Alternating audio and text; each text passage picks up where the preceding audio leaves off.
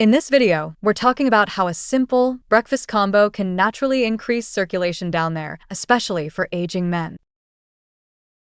You'd be surprised how much the first meal of the day can impact blood flow, energy, and even long-term health in the areas most men don't like to talk about. Here's the thing, when circulation slows down in the lower half of the body, it's often not just a private issue. It can be a signal, a warning light on the dashboard that something deeper is happening in your blood vessels, your hormones, or your heart. Unfortunately, many men ignore these early signs for years, either because of embarrassment or because they think it's just part of getting older. The way you fuel your body in the morning matters. It sets off a chain reaction of hormonal, vascular, and cellular activity that affects circulation everywhere, including areas tied to intimacy and confidence. One of the most overlooked habits that affects men's vascular health is what they eat for breakfast. We're not just talking about cholesterol or weight. We're talking about foods that directly support nitric oxide production, endothelial function, and smooth muscle performance. In simpler terms, the things that keep blood vessels open, flexible, and responsive. But here's the twist. Most men aren't aware of which foods support that process and which ones slowly make it worse over time. Take the average breakfast: refined grains, processed meats, or too much added sugar. These foods can raise inflammation, tighten blood vessels, and work against healthy circulation over the years. Over time, this contributes to what many men experience as fatigue, poor performance, or a drop in private function, without realizing the connection. This doesn't mean a bowl of the right food will solve everything overnight. But when men consistently eat the right combination of nutrients, especially early in the day,